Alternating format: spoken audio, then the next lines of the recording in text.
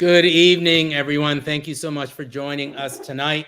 My name is Alfonso David. I am the president and the CEO of the Global Black Economic Forum. I am also a civil rights lawyer. And my name is Ebony McMorris. I am the White House correspondent for American Urban Radio Networks. And we are here tonight because we are ready to paint the polls black. Are you ready, Alfonso? I am ready. And we've been now doing this for a few weeks. For folks who have been watching, earlier this year, we launched Paint the Polls, which is a voter awareness, voter registration, and voter mobilization initiative, and is supported by the Sundial Group of companies, which includes Essence, the Global Black Economic Forum, Girls United, Afropunk, Refinery 29, BeautyCon, and the New Voices Foundation. The goal of this initiative is to educate, to mobilize, and to register voters to take action this November and into the future. We hosted our first town hall now in the beginning of August, and we're now in October. With Congresswomen Jasmine Crockett and Shontel Brown, we have Bakari Sellers, We also had Van Lathan, and we also had Dee Nice, who started it off the last time. Tonight, we will be hosting our 5th of 8 town halls, where we will be focusing on the well-known concept of the group chat. Yes, everyone, the group chat. You all use it. You all use your phones, your iPads, whatever device you have to engage with multiple people. Sometimes it's about getting together for the holidays. Sometimes it's about getting together for drinks. Sometimes it's to share news. Well, tonight, we want to explore using the group chat to educate and to mobilize people to vote. We have a few special guests who are going to help us along on tonight, but we've got a few housekeeping rules. So look, this is a nonpartisan call focused on voter registration and mobilization. Further, this ain't no fundraising call, so put your wallets up. There are other events that focus on fundraising. Now, we'll be answering your questions. So please, please, please put your questions in the chat and we'll try to answer as many as we can before the end of the town hall. Also, please see the link on your screens for voter registration. If you have not registered to vote, as we'll talk about in a few minutes, the deadline is today in many states, so please register to vote. Sit back and enjoy the show. Before we get started, though, we want to talk about the importance, again, of using the group chat and or the tools that you may have to mobilize your friends and your families to vote and register to vote in this year's election. But before we do that, we want to give you an update on where we are in this year's election. If you joined us last week, we talked about the battleground states, or the swing states, as some people often refer to them. These are about 6 or 7 states in each election cycle that are closely divided politically.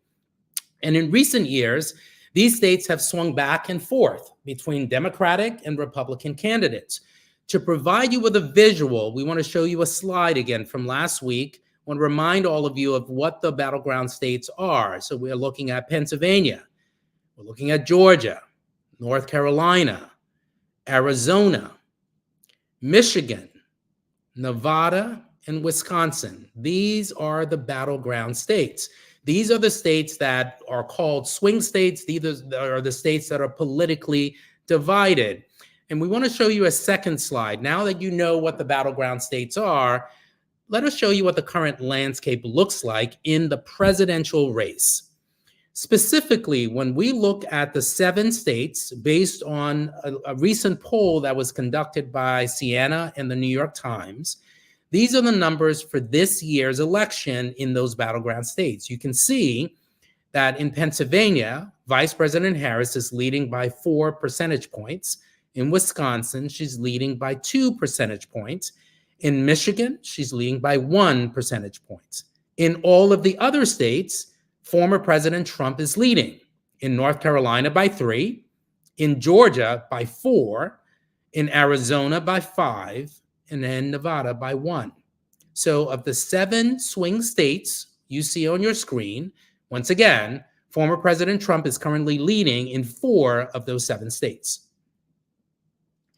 Look, now that you all have that reminder and how high the stakes are, let's talk about what you can do about it. So every week we've been providing information for you about the races, about the issues, and about the candidates. And tonight is no different. Tonight, we are welcoming our first guest, returning guest, Kenny Burns himself, who is a multimedia entertainer, investor, and producer. Hey, how you doing? How's everybody this evening? Listen. I'm gonna put my CNN commentator Essence voice on for y'all real quick. As long No as it's not cursing. AI. No cursing. No cursing, no AI. How you doing? I'm good, brother. How you? Good, good. So, Kenny, we showed the folks the chart a few minutes ago. Yes. Showing them the battleground states again, just in case anyone forgot. Mhm. Also showing them where the race is. Of the 7 states, former President Trump is leading in 4 of the 7, and Vice President Harris is leading in 3. What do you say to people at this point after you saw that chart? The first thing that came to mind is that today is the last day to register voters in Arizona and Georgia. So whoever that you know is not registered needs to go to vote.org right now and register to vote. You also need to check your voting status. +5, +4 is very, very upsetting. Georgia, I'm ashamed. I live here in Atlanta, Georgia. There's no way in my heart that I feel like I see more Donald Trump and Vance support than I see Harris and Wall support. I think we need to focus. I don't think people are moving as fast as we need them to. And I'm so glad you brought up the group chat. Y'all talk about the most outlandish stuff. See, I couldn't even say outlandish, right? Because I wanted to say the other S word after that. You could talk about the most outlandish stuff, but you can't send a message to your nieces and nephews that in 2022 wasn't 18 yet. You know, we have 8 million new 18-year-olds in 2024 from 2022. I mean, these statistics are readily available, and we're not taking advantage of the information. It's not hard. They want them birthday presents for them Scorpio. No gifts without you registering. It's that easy. Christmas is fastly approaching. Hanukkah. What's the other one? The black one. Come on. Come on.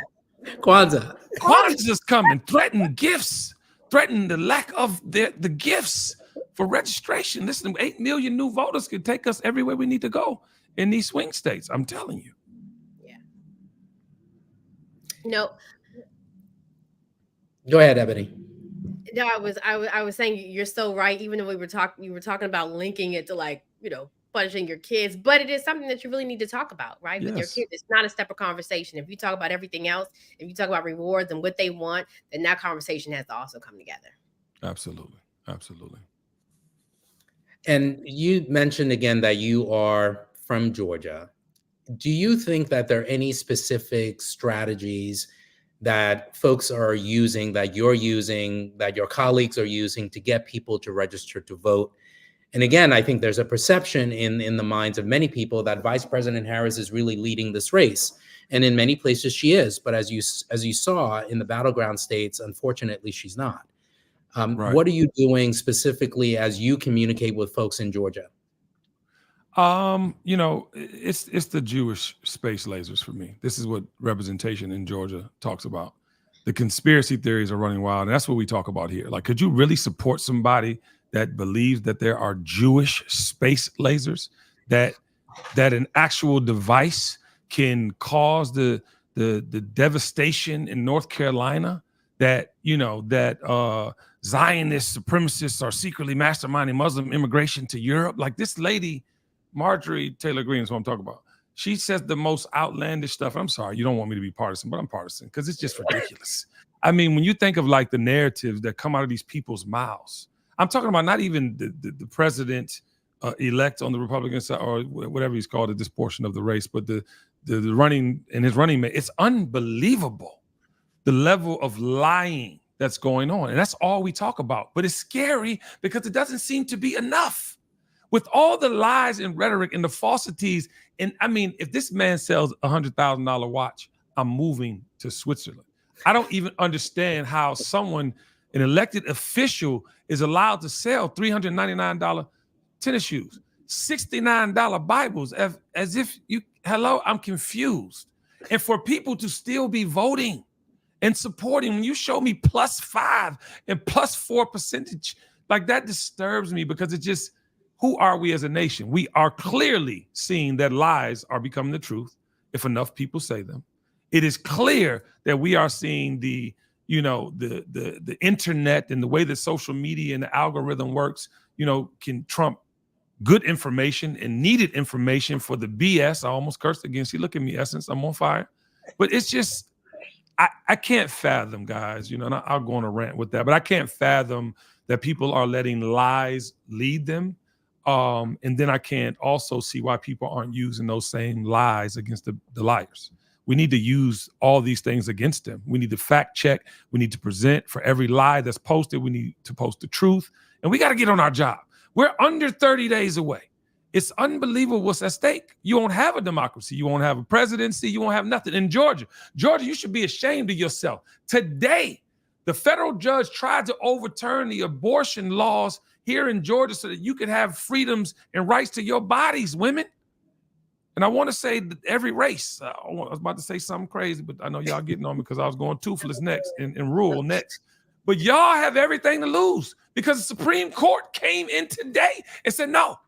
And that's exactly why Trump put these people on this court. It's unbelievable. Y'all are accepting this. And you have to really, ladies and gentlemen, I don't know if you saw the insurrection on January 6th, but they bought that life. You need to be about that life too.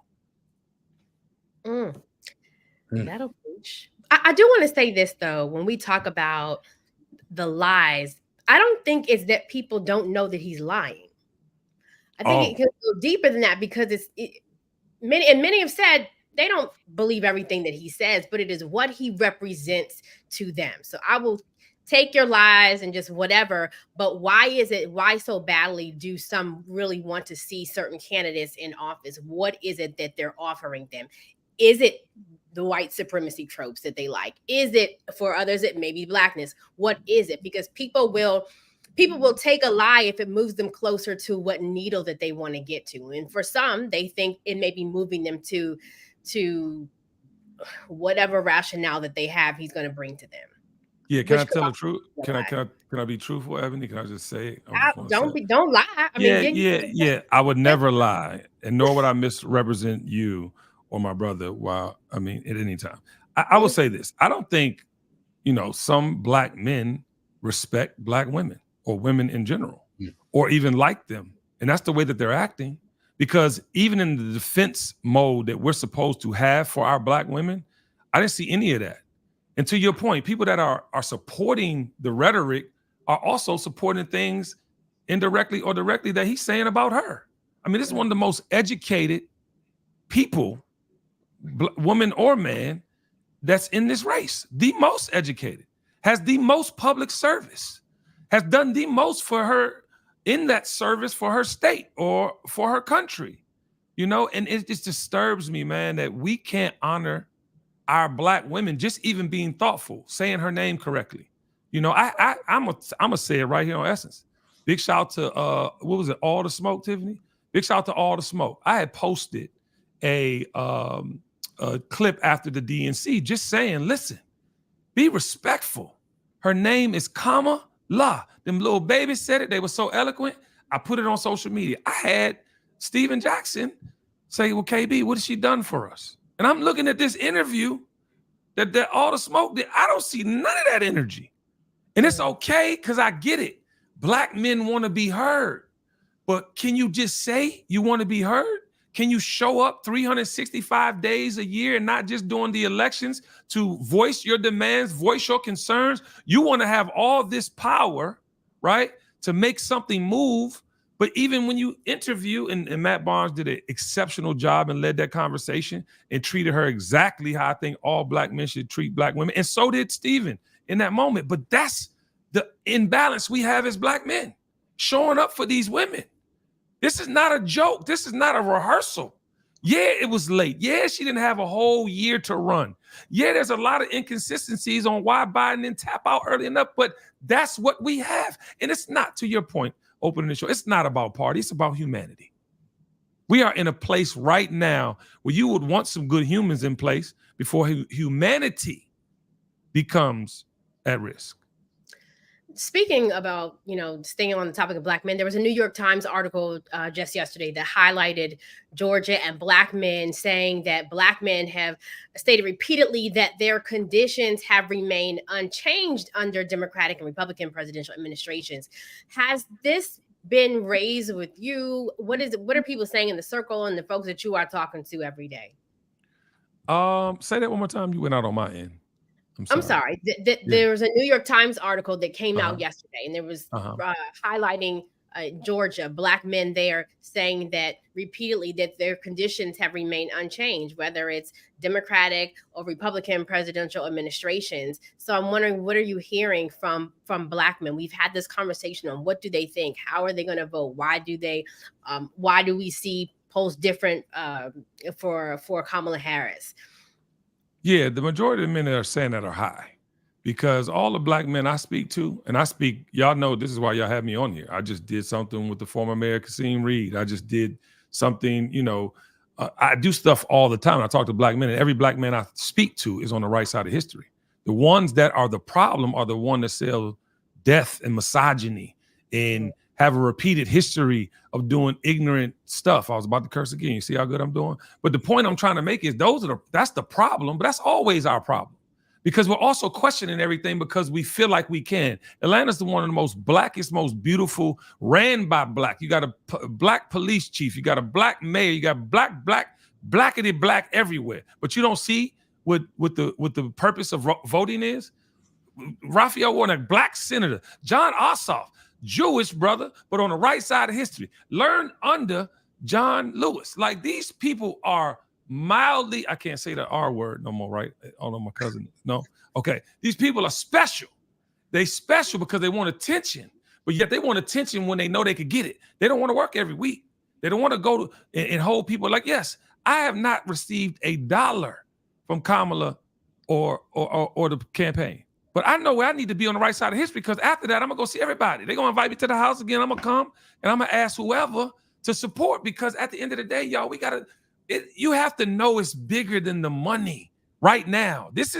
And I don't listen, politicians across the board, everybody has an angle, agenda, or some type of thing they're trying to put in place. This is a fact. But at the end of the day, what do you want in the White House? Do you know right now? Let me give you these statistics. And while y'all thinking it's just about the presidency, it's not. On the ballot in 2024, President of the United States, Vice President, there are 34 of 100 seats in Senate. Do you know what decisions the Senate makes? I suggest you non-voters that are watching this read before it's over for you in Arizona and Georgia. There's also 435 seats in the House of Representatives. Do you know how many local and state laws go through the House of Representatives? We also have 11 governor seats. 11 governor seats. And legislation in 86 of the country's 99 state legislative chambers, and we have a wide range of local and special elections. These are all reasons you should run to the polls. These are, to their point, reasons you should go to the group chat right now. Because if you're seeing change because Raphael Warnock and John Ossoff were elected, and you saw Biden and Harris get elected because of what happened in Georgia, you should know how voting works. But you sit up here and want to be ignorant. See, that's the problem. Drugs. We need to really talk about the drugs, because we need to have an episode, because y'all high. And I don't even think y'all realizing that y'all playing with your own livelihoods. I'm serious. Where am I? Give me my buttons. Ebony want me to push some buttons. Push a button. Does anybody have a button? Bear, bear, bear, bear. Yeah, I mean, Kenny, because these numbers are disturbing when we're looking at the battleground states. We're looking at 7 of them.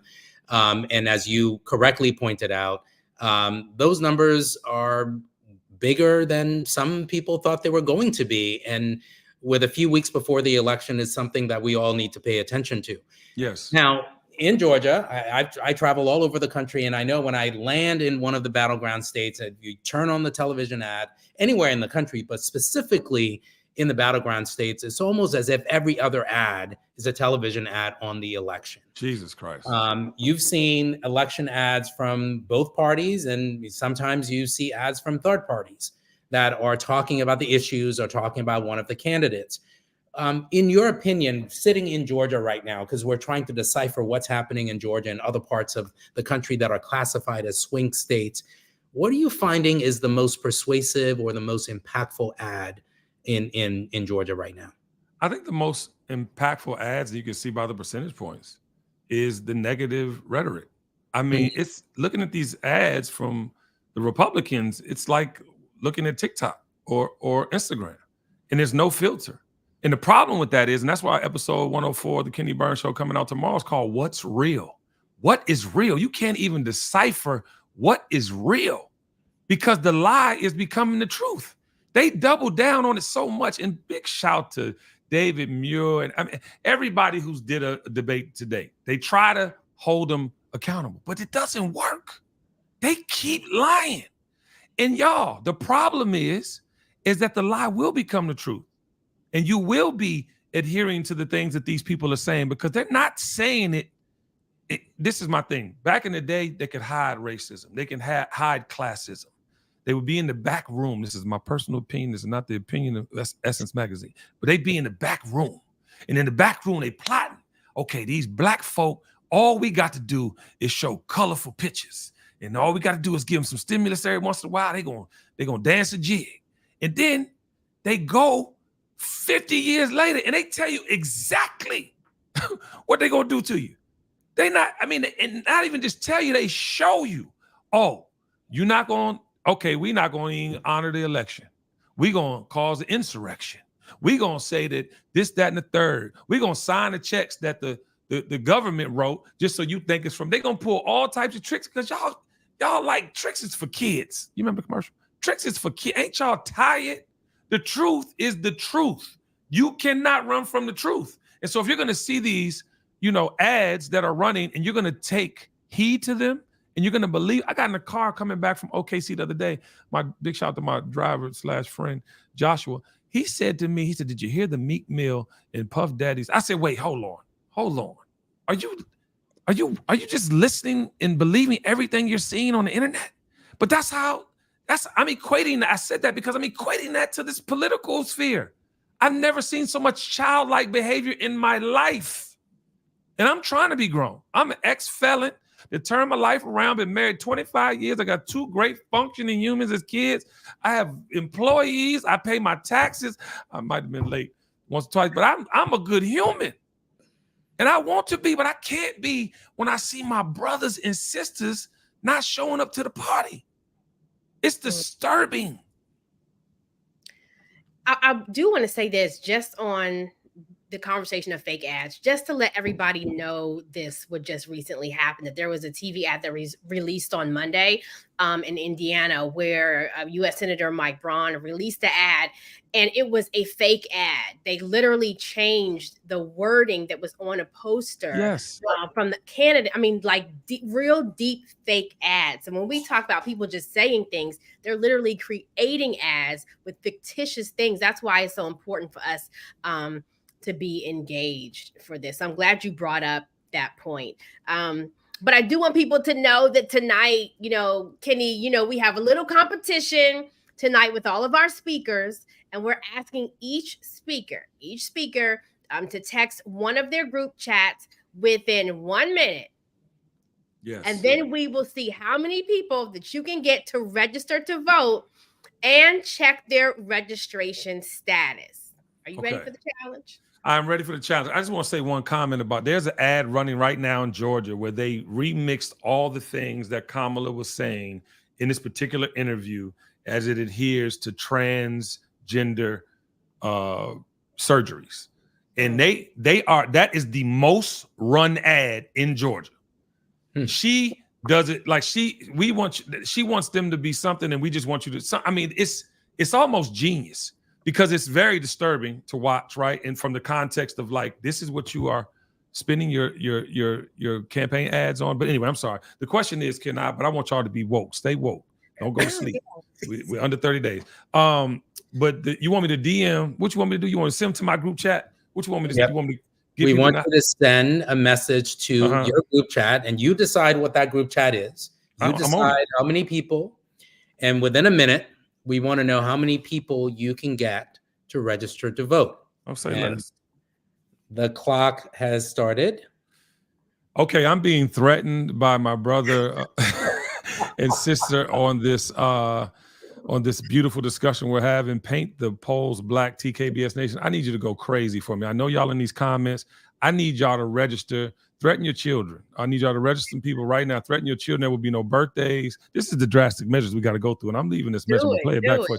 I need you to threaten your children with no gifts, no oodles and noodles. Don't send my babies no oodles and noodles no more. They're not good for you. But whatever they want in college, get on their head. I want y'all to register these people. And where they got to send the information to, y'all?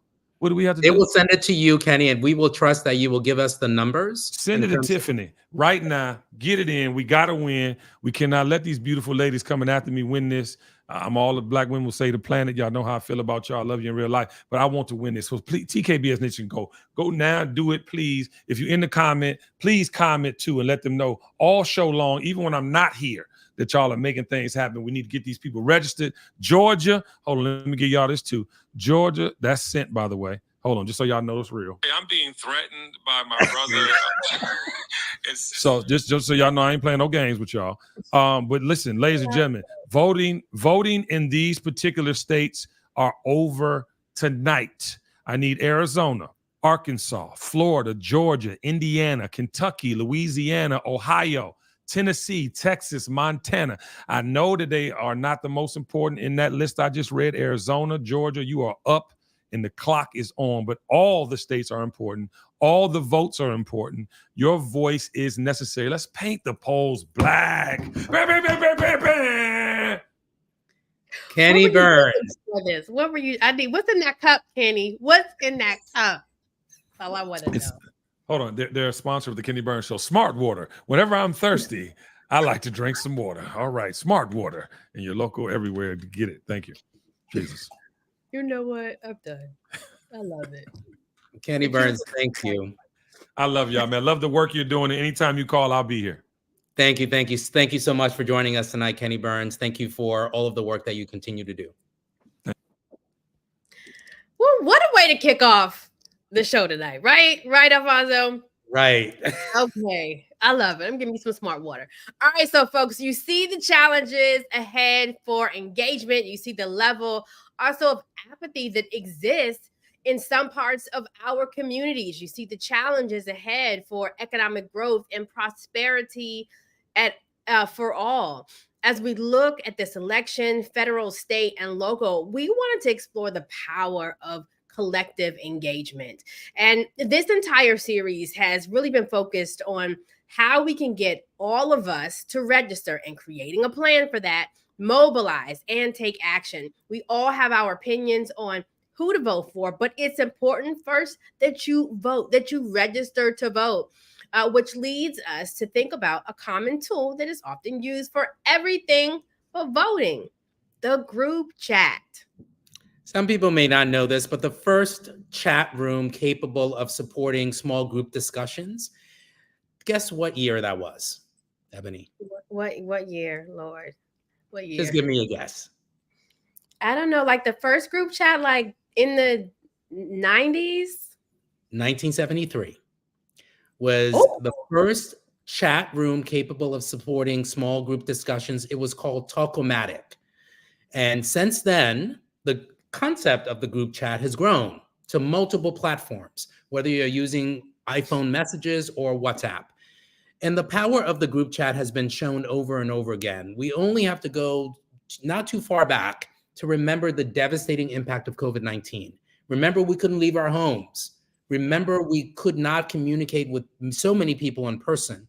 And so many of us leaned on our group chats, and it was incredibly important for us to communicate with our families and our friends, and we used the group chat to make sure that we remain connected.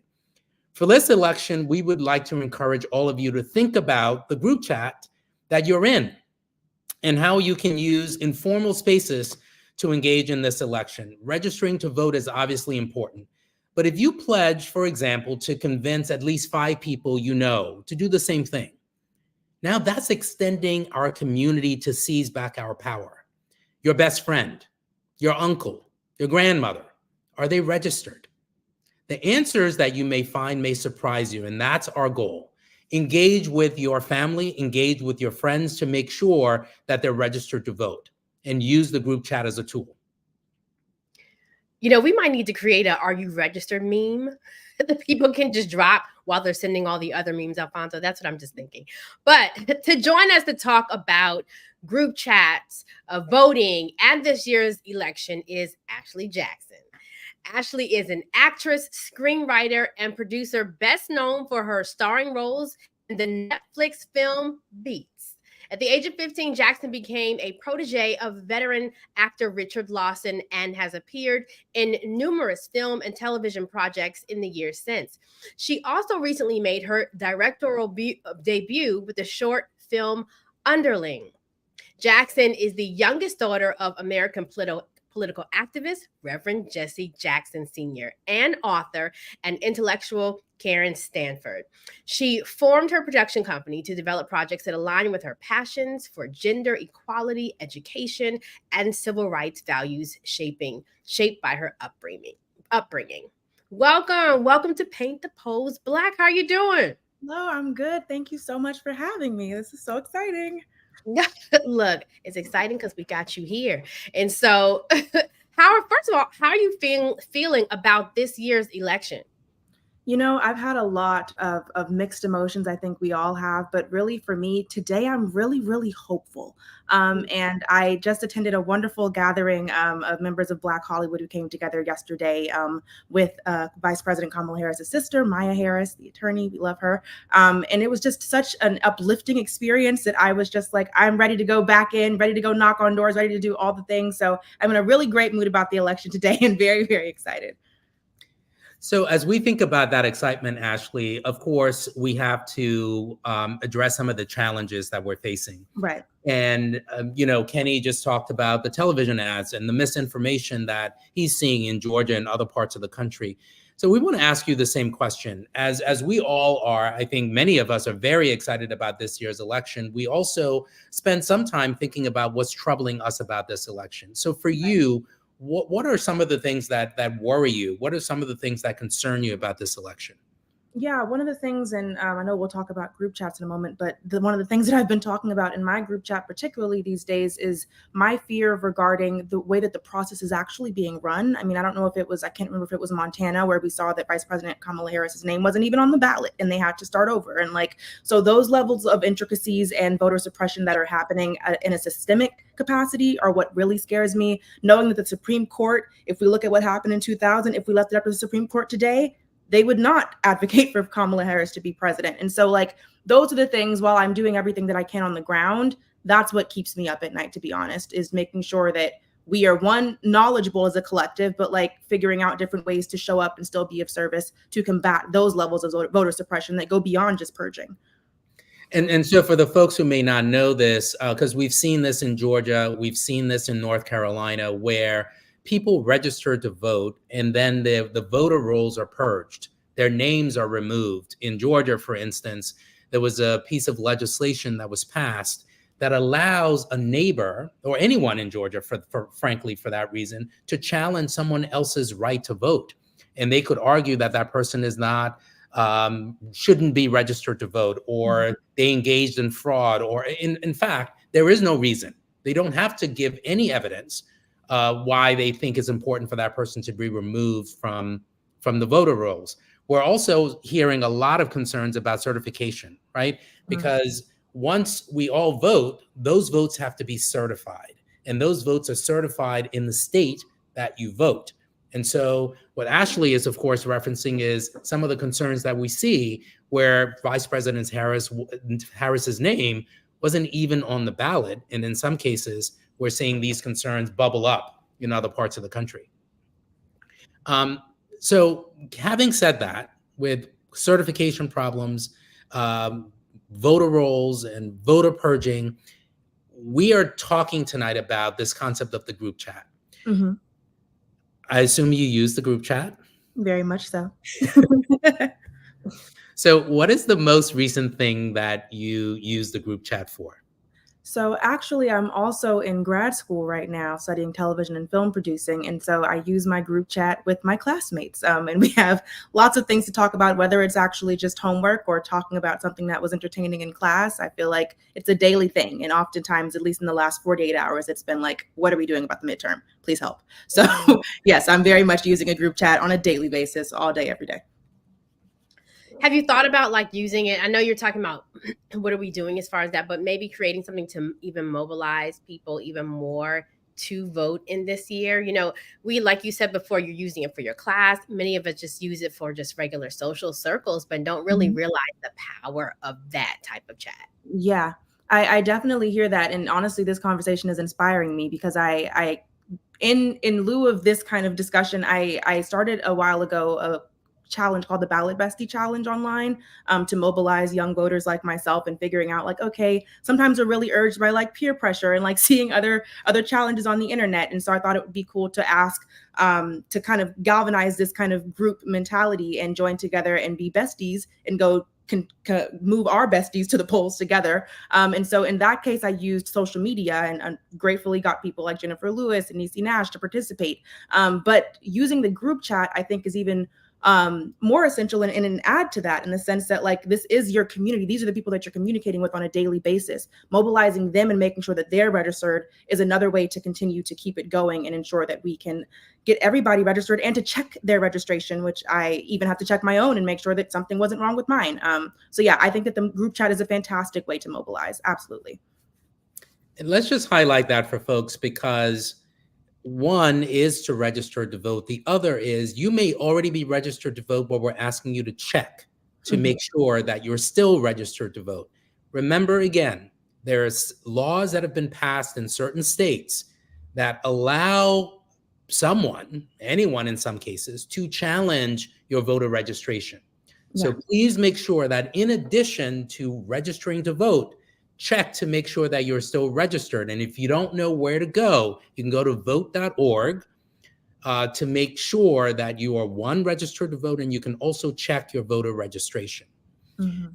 And Ashley, as we think about sort of mobilizing people to vote and to register, of course, in your circles, what are the issues that are mobilizing people to take action this November? We've been doing this now for a few weeks, and we've talked about a lot of issues. Mhm. I'm curious, in your circles, what are the issues that people are raising? I think one of the biggest ones, being a member of Gen Z, is reproductive freedom. I'm 25 right now, and when I look at like what my future might look like, there's a lot of variables. I'm not currently a parent. I would like to be someday, and like knowing that the government, I might have control over what happens with my body, is deeply concerning to me and a lot of my peers. I think having sensible gun legislation is also a really big thing. I am in college right now, technically, and sitting in a classroom and not knowing whether or not I'm going to be safe is really, really concerning. And when we think about younger kids as well and Gen Alpha, like everyone's kind of at risk. So I think that those are the two things that are most discussed. Also, the economy, I would say. I live in an apartment. I'd like to buy a home. And I know that Vice President Harris has offered some economic policies. And I know that we're nonpartisan, but just recognizing in the discussion that has come up a lot in terms of what we want our future to look like, and looking for a candidate who can fulfill those things for us, and give us the best chance at a future that is worth living within this country. Mm. So we have all of these issues that come up, as we all know, but we also hear from people that are apathetic about this year's election. Mhm. There are people who are saying, I'm going to sit it out, or people are saying, I don't believe either candidate, or people are saying, we talked to Kenny about some of the apathy we're seeing among certain people within our community. Yeah. How do you engage with folks about apathy in this year's election? What are you saying? What are you hearing in your circles? Yeah, it's been really challenging because my spirit is one of those, like, I want to say something immediately. How dare you? Da, da, da, da, this is the history. This is where we come from. Do it for your ancestors. And then I go, okay, that may not be the best way to communicate my desire to engage with this individual. And so I've often, in a myriad of ways, started with saying, okay, what do you believe? Where are you? Because trying to meet someone where they're not is not really going to be helpful in moving a conversation forward. So oftentimes if someone I know says like, you know what, I don't really think I need to vote in this election. Okay, well then let's talk about that and figure out why you don't think that way. And then maybe I can introduce a new thought that might persuade you otherwise. And so I think that I've had a lot of success recently with kind of shifting in minor ways, opening the door to conversation, because I've learned that if you just go gung ho and try to tell them all the things, people aren't really going to listen. So yeah, that's been my method to find ways of common connection to move conversations in a spherical fashion that will result in at least registration. I hope to get you to the polls, but we have to start somewhere. And registering, especially on a day like today, where this is the last day in so many states to register, it's like this is step one. If I couldn't get you here, where are we going to go in November? So yeah. Ashley, as a journalist, I'm always curious to know where people get their information and how they listen. Mm-hmm. Because you were talking about how sometimes you have to challenge people and go back and forth. But when you hear, like, how are they researching? Where are they going to get information? Because there is so much disinformation. Yeah. I'm always, where did you get that from? Or did you fact check? Oh my Are God. you just ripping, reading headlines and going? So when you're engaging with your peers, what is that conversation like that you're hearing?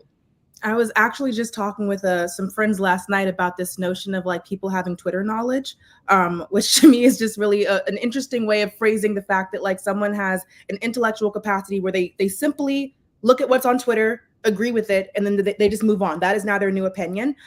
So we've really been trying hard, I think, generationally to combat some of that. I really do listen to a lot of different news sites to try to gain what I can from each audience.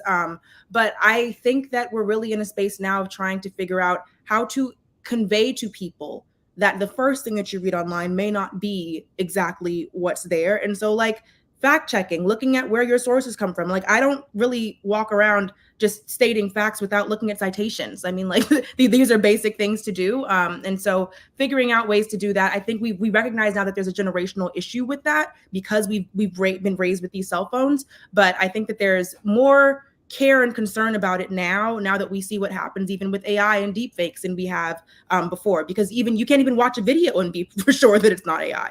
So yeah, there's levels and layers. And are you seeing an interesting or notable generational distinction in terms of how we're responding to information, right? Because for some of us who have been voting for quite some time, we have become sort of used to seeing television ads and seeing political ads and responding to those. And I think maybe the younger generation may have a different relationship with those political ads. Are you seeing a shift, or are you seeing basically the same type of responses? Well, first, I want to make sure that you guys don't hear all of the sirens around me. Sorry about that. But I would say to that, one of the most fascinating things I've seen in the last few weeks is the upsurgence of engagement on Threads on Instagram. I think I've seen a lot of my peers move away from X, or the dead bird, as some call it, and move to Threads. And what? The dead bird. Yeah, Twitter, it's now dead. So they've moved on. And so with that, we look to different sources to engage. And I think that we can even see, and I'll reference, I'm not endorsing, but I'm just referencing the Kamala HQ site, for example, on Instagram and Threads, and seeing that seems to be the way that we're being served political ads. Like I use streamers. I don't really watch things that are linear television, so I don't have commercials. So I'm not getting political ads in that way. I'm getting them when I go to my Instagram. I'm getting them when I see, okay, this candidate has done this interview. That's an interesting tidbit. Let me go check that out. Or I'm going to go listen to that podcast. So yeah, we're not even getting the same information. Those ads I don't even think really targeting our generation, because they know that we're not there. We're here. And so I've definitely seen over the last few months even more engagement on these platforms and more political engagement too. The algorithm is actually feeding me more content that is political, simply because they see that that's where I'm headed and that's what I'm engaged in. So yeah, I think that the internet is really where we're getting all of our political ads, which is kind of, it has its pluses and minuses, I would say. As you engage with your friends and your colleagues, what surprises you the most about what people don't know? Great question. I mean, I would boil it down to that there are 3 branches of government, what they do. No, actually. Because what happens is that, even when I was looking at the vice presidential debate and there was this consistent discussion of Kamala Harris running the country.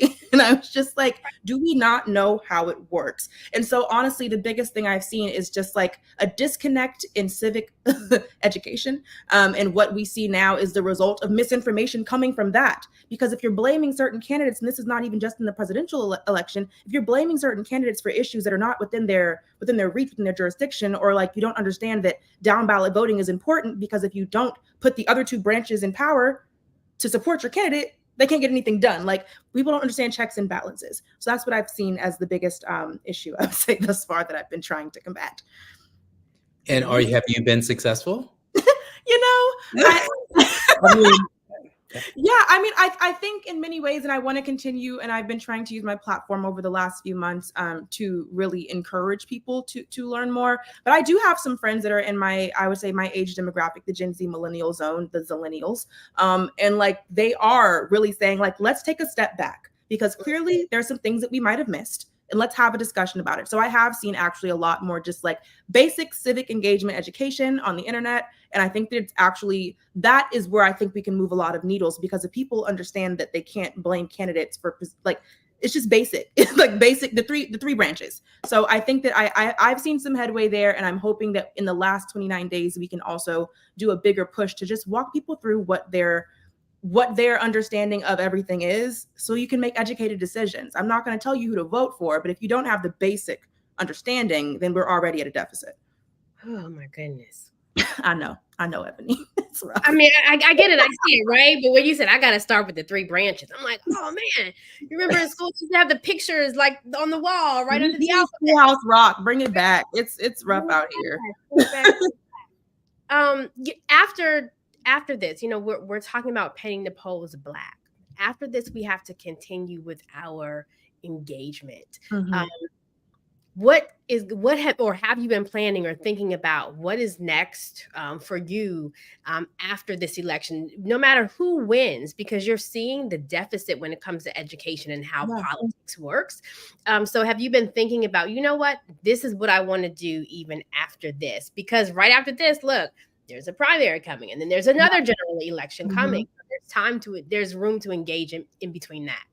Yeah, definitely. I mean, actually, someone asked me that this morning, like, what are you doing? Like, what is your end game here? And I think for me, I recognize now that there are 41 million members of my generation eligible to vote in this election. And that's 41 million voices that we have the opportunity to shift towards a brighter future, a brighter democracy for all of us. And so figuring out how to use my platform to engage my generation where I can have peer-to-peer dialogue has definitely been where I've decided that I'm going to be advancing a lot of my time. I'm still working in entertainment, but I think that a lot of representation funnels into that as well. And I work with Black Women in Entertainment for Kamala on a lot of those issues. But for my generation specifically, I've been figuring out new ways to amplify my platform and use my voice to really not just educate, but truly engage. Because I think we felt a little boxed out for a while in terms of discussion. Like, this is grown folks' business. Stay at the kids' table at Thanksgiving. But like, we're here now. We are technically adults. Whether or not we understand that in the Black family structure is another thing. But we are technically adults, and so like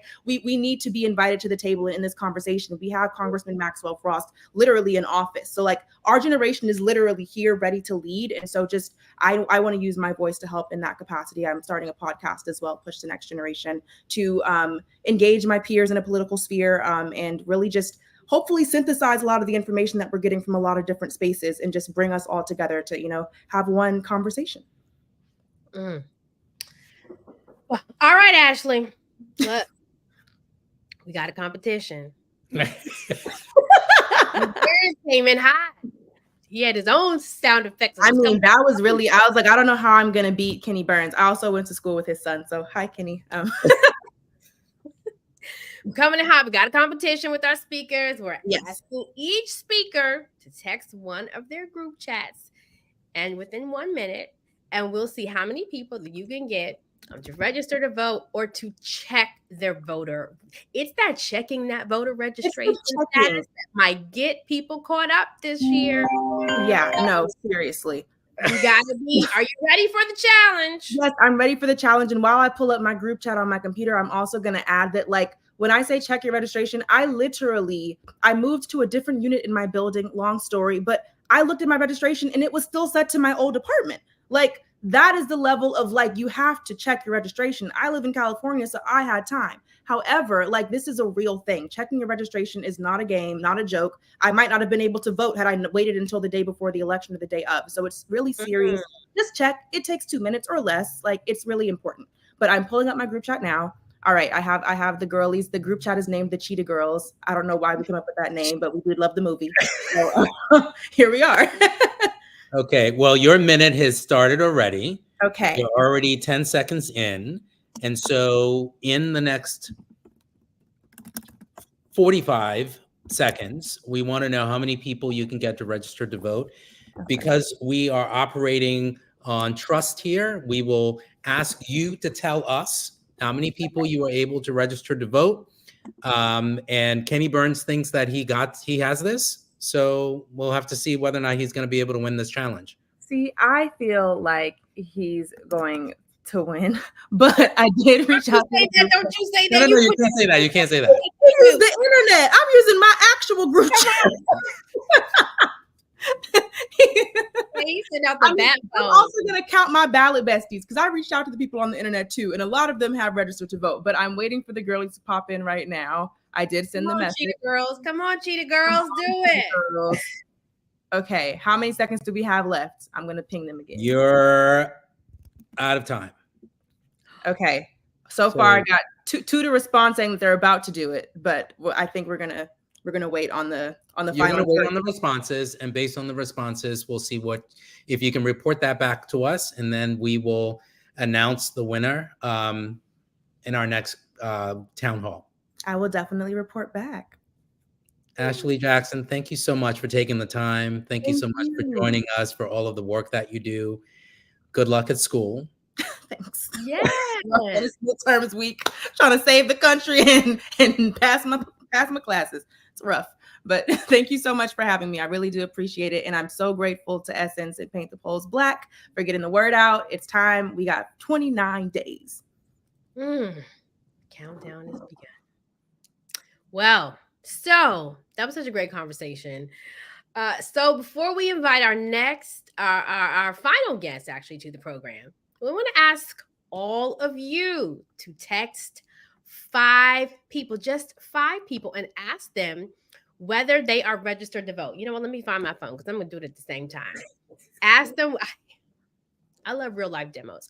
Ask them whether they are registered to vote. 5 people in your friend circle. Even last week, who was it that said Congresswoman Nakima Williams? She said, even ask your enemies. It doesn't matter. We want to show everybody's votes.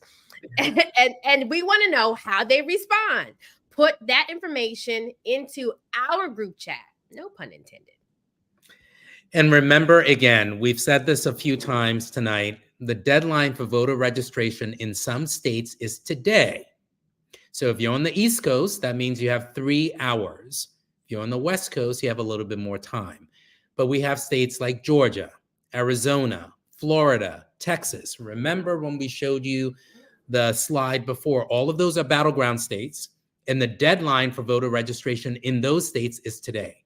For many other states, we have a little bit more time, a week, 2 weeks or so. In some states, you can register online. In other states, you cannot. So we want to make sure that you understand what the mechanics are for registering to vote.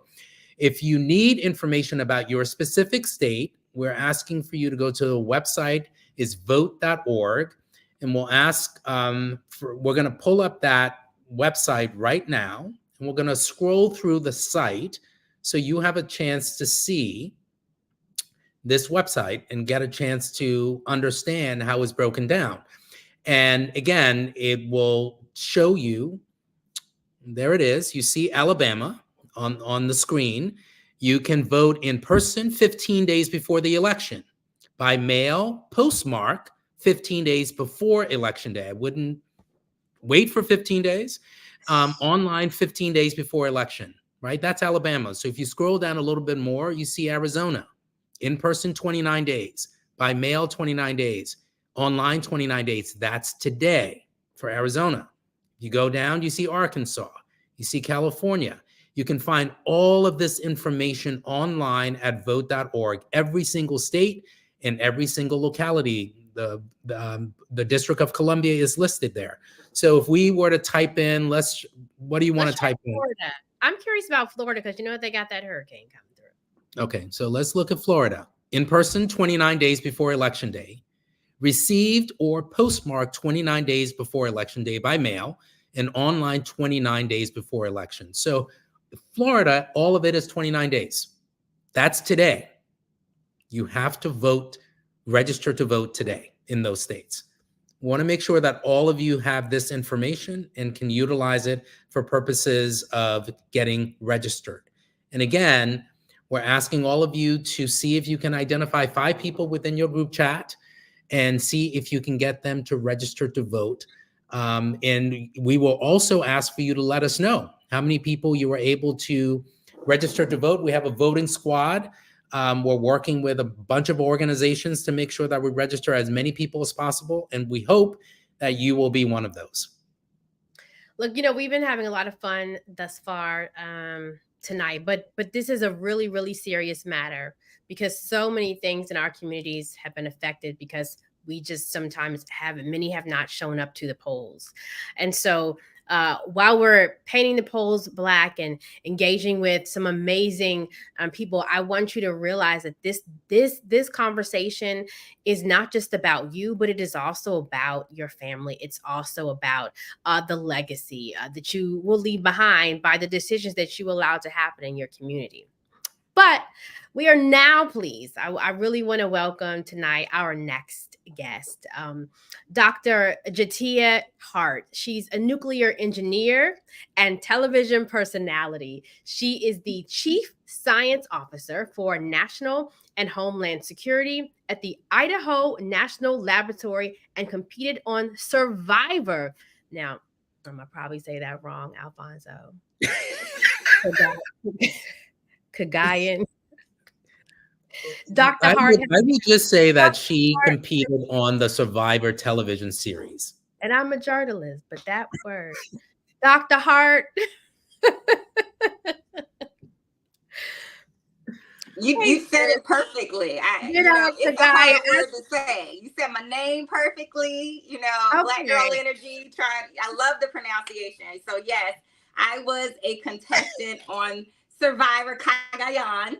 And I am so excited to be here. I love the energy. We got people who are, solving the world's problem while getting their education. And we had so much energy from Kenny Burns. I'm still looking to beat him always.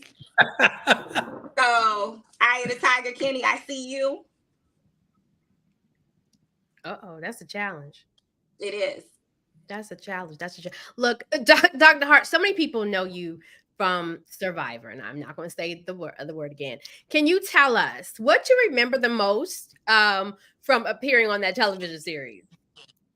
So I have a standout memory from that, and it's really about how perception is reality.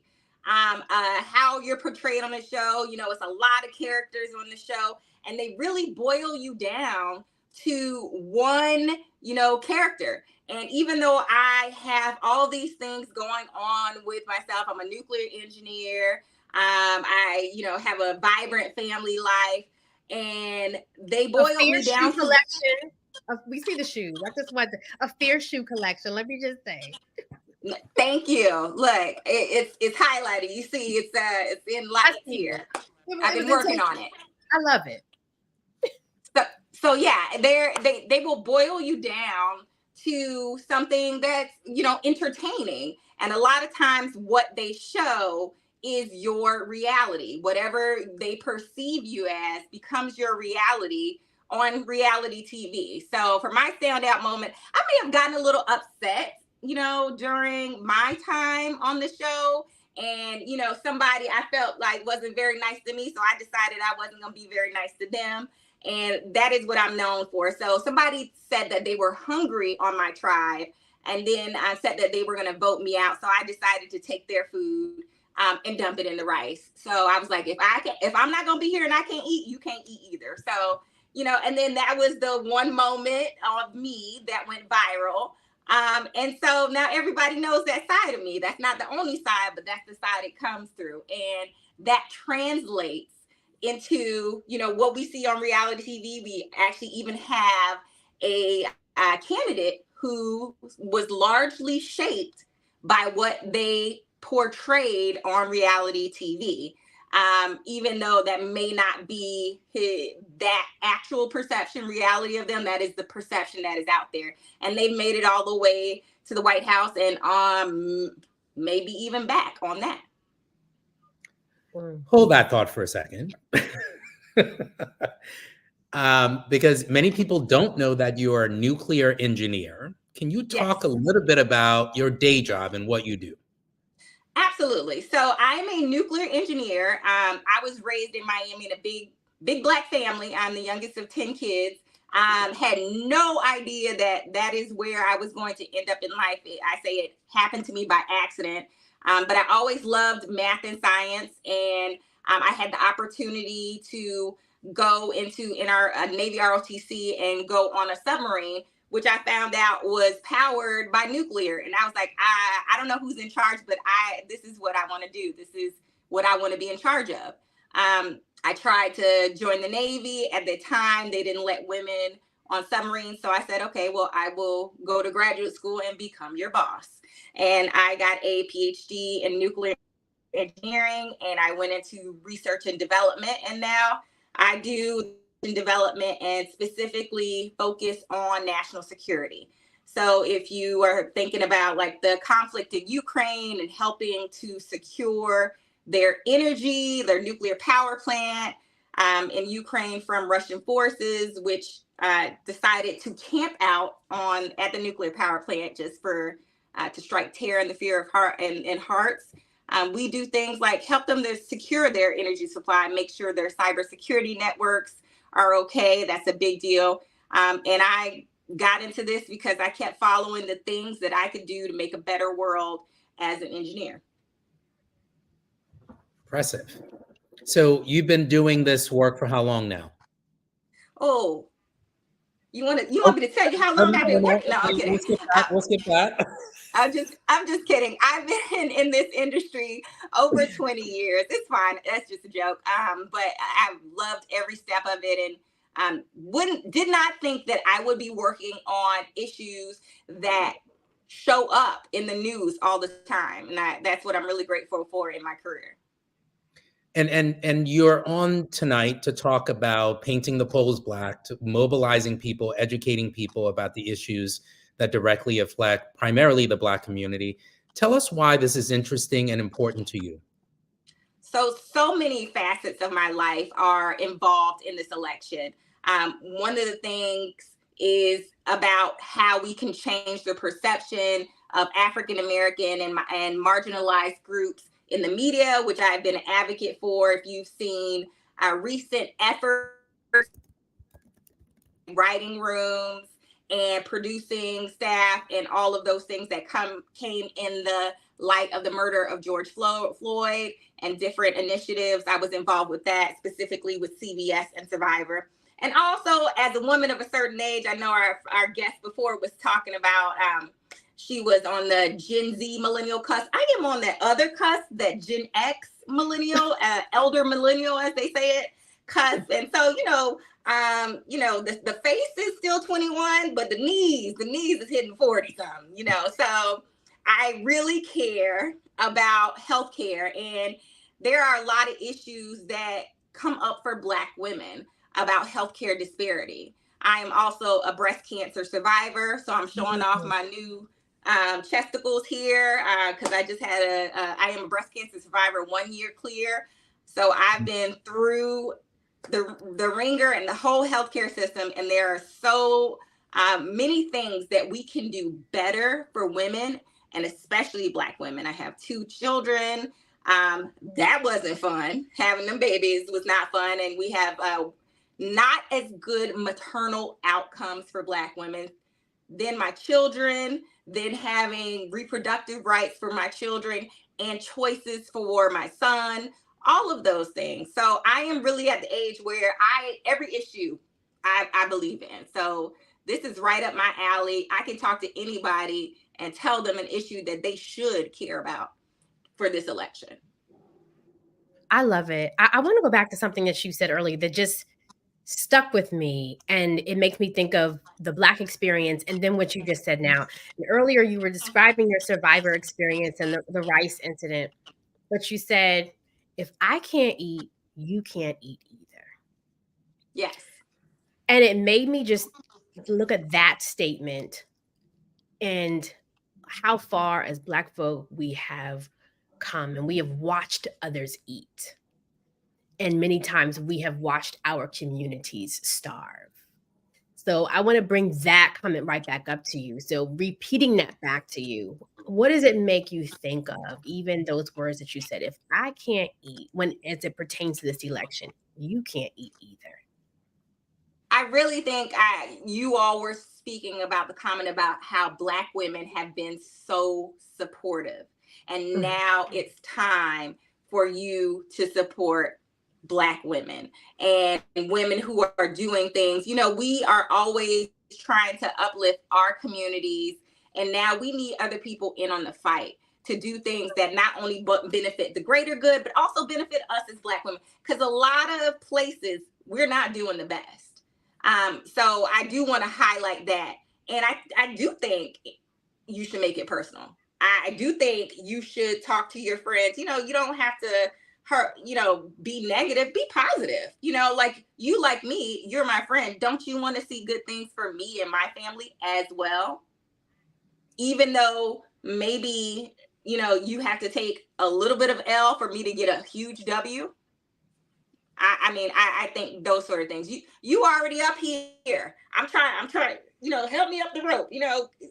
Can we do something? I think it's time, and I don't think it's too much to ask your friends to care about you in the group chats. I was writing out my group chats, and some I have where a lot of the things the group chat is already like-minded about.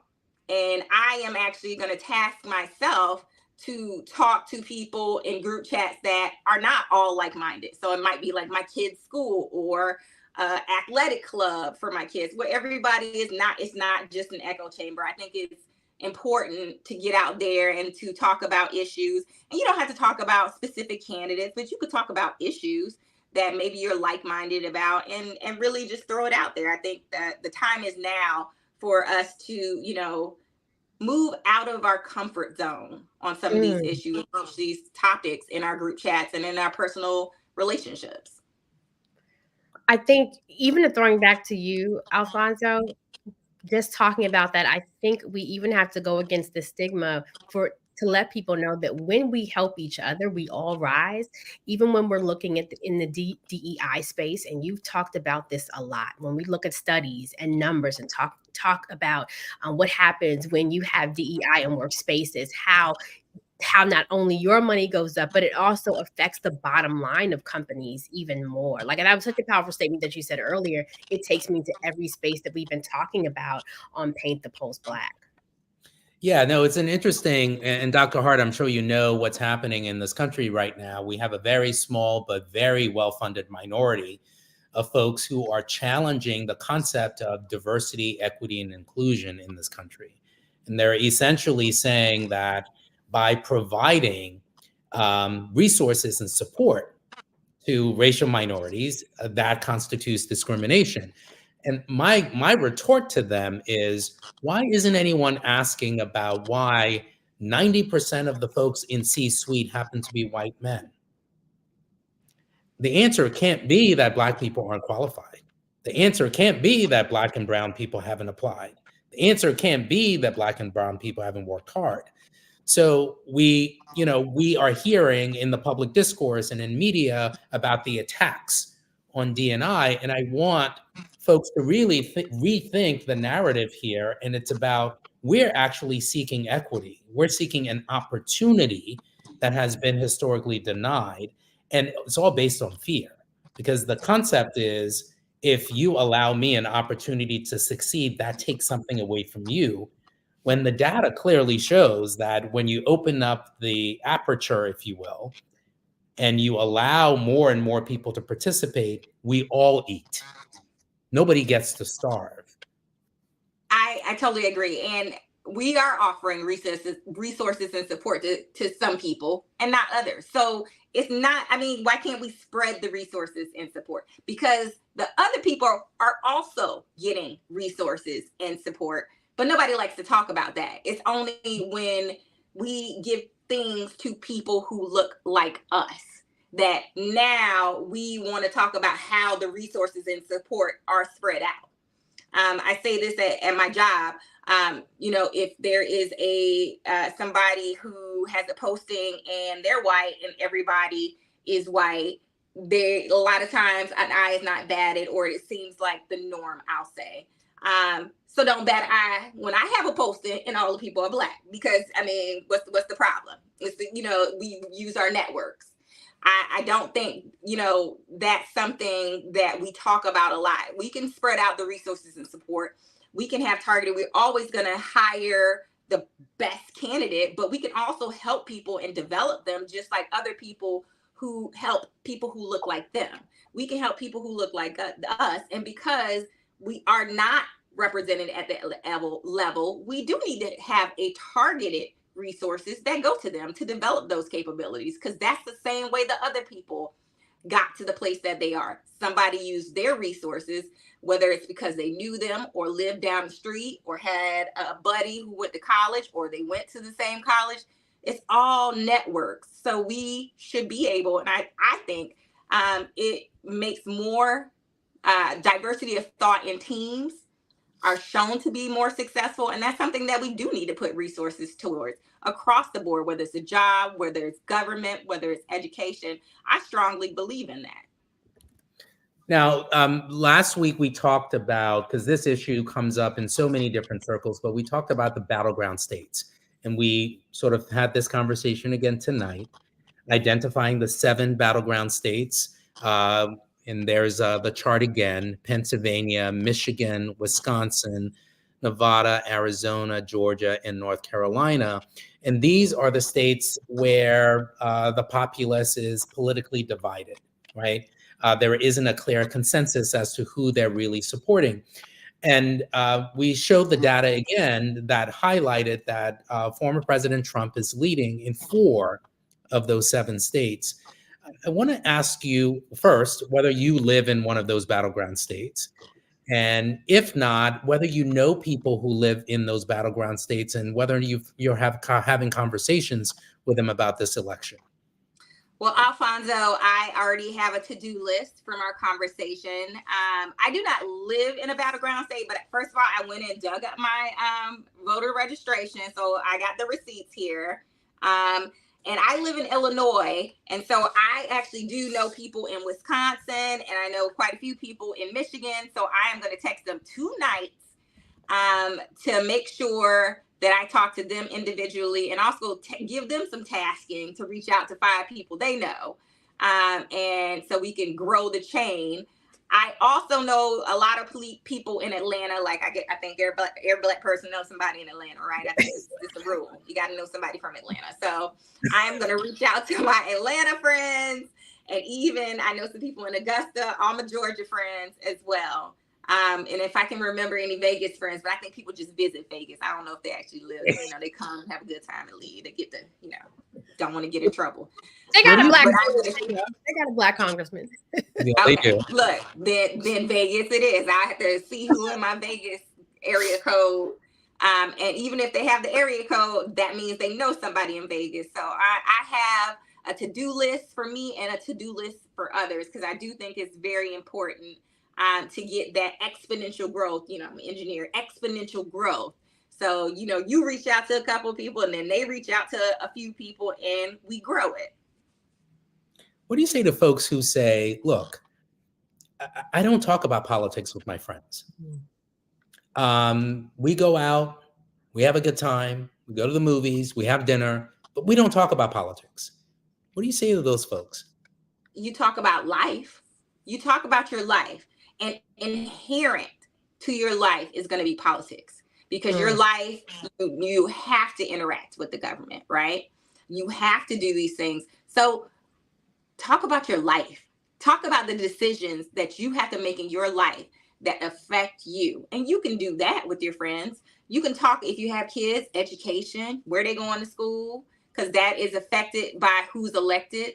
little known fact, I used to be a federal employee. So the person who gets elected president chooses all of the cabinet members, right? And they're the people who implement all these policies. So if you got somebody going to the VA, then who you elect as president matters. Social Security, education, all of those things matter.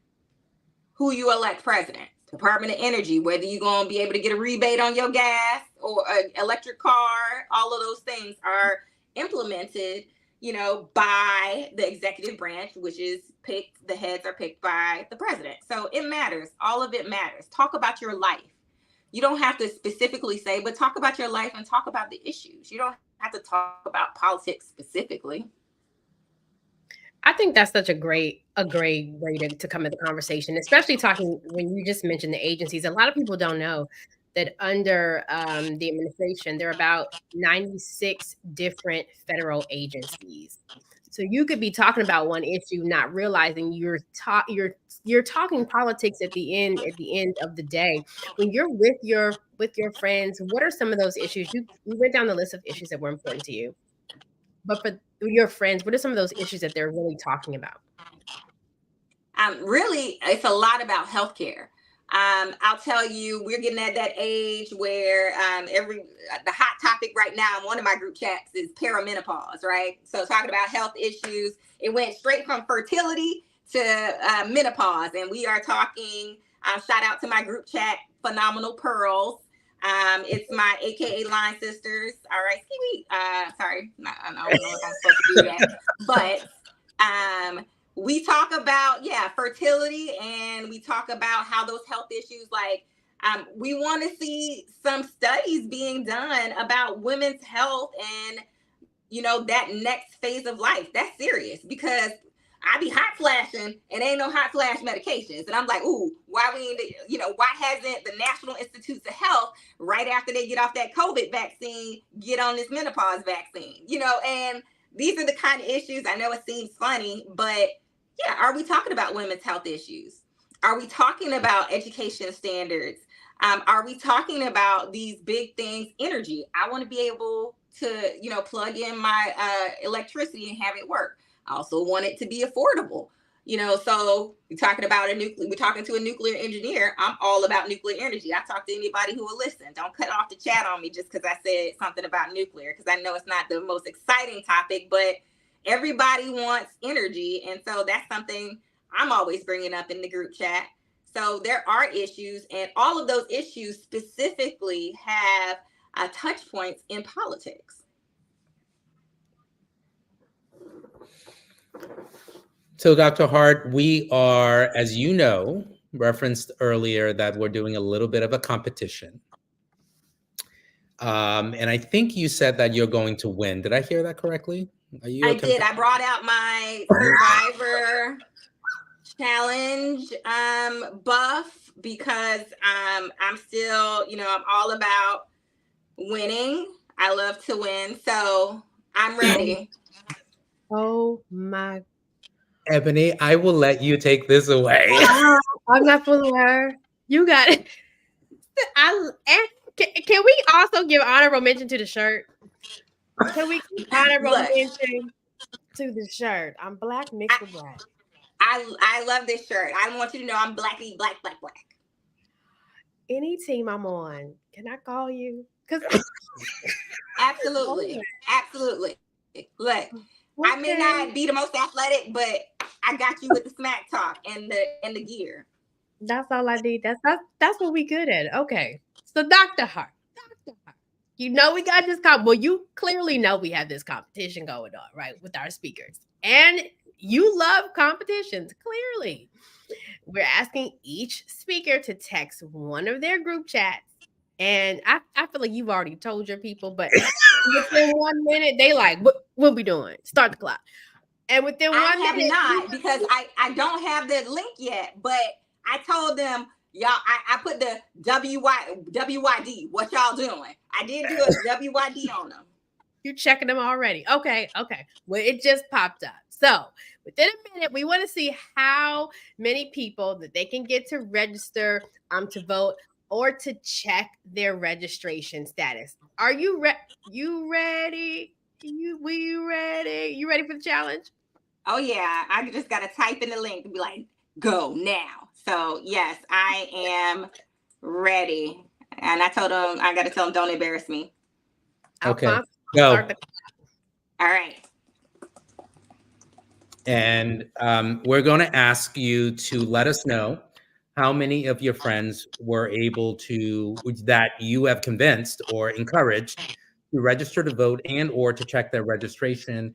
As you know, Kenny Burns communicated with his cohort using his voice message. That's another way that you can use your group chat. You don't have to type.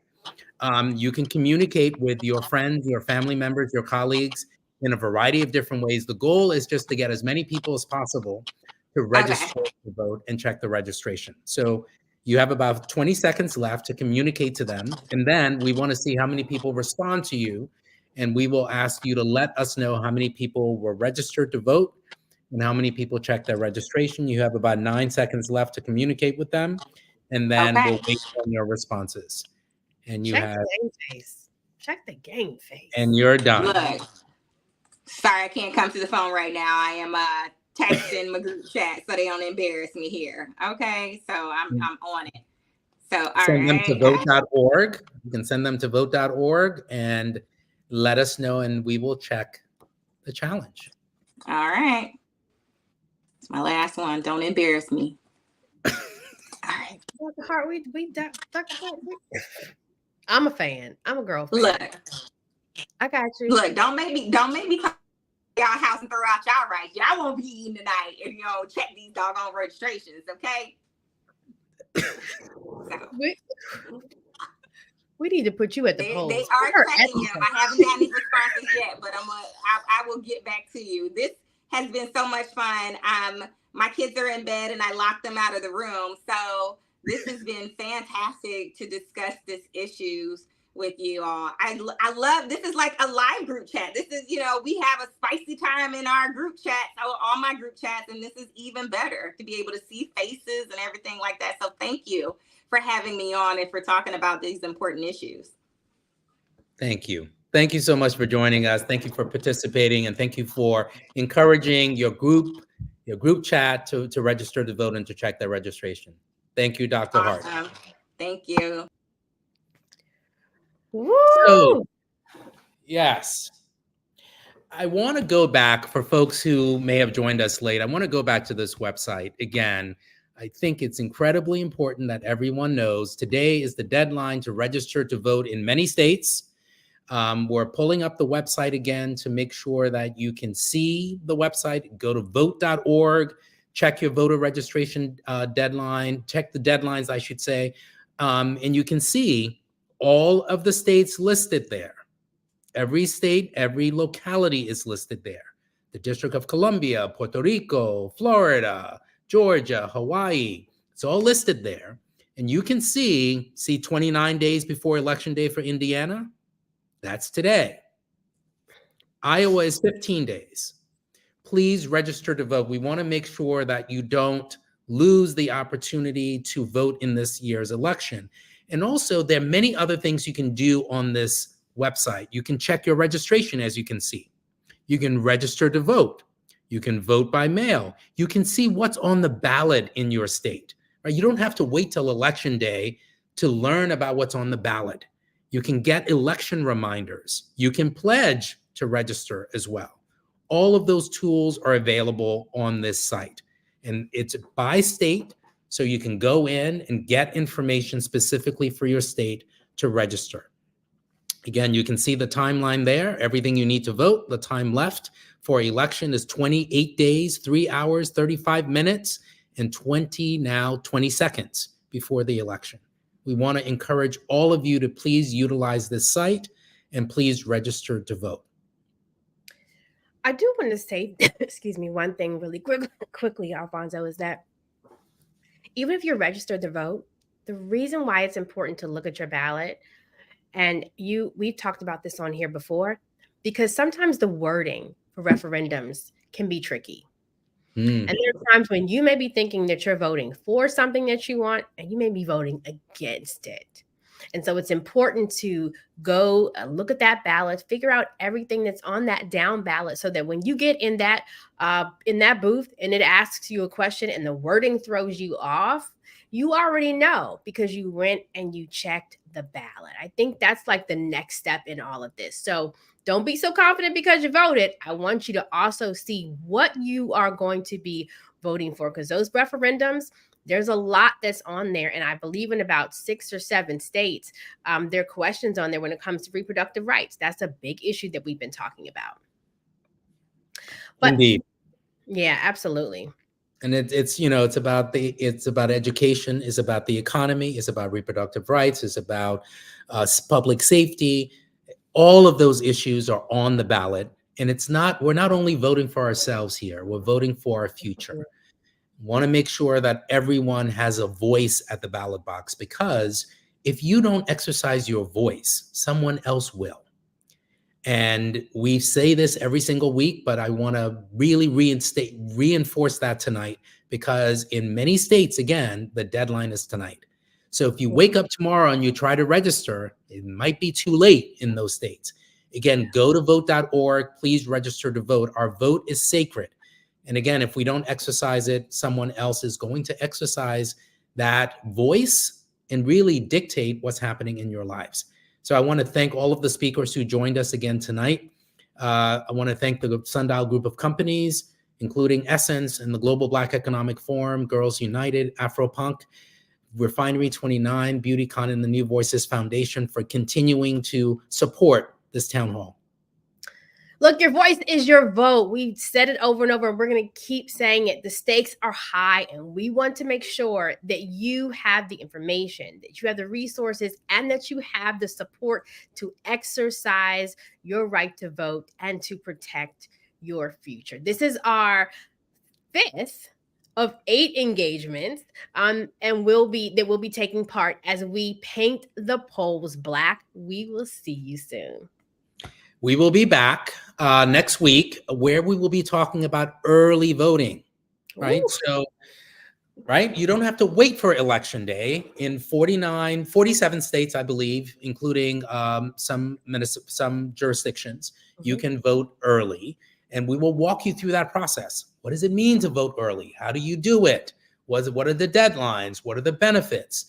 And we will walk through that for all of you next week on Paint the Polls. Thank you again for joining us, and please register to vote.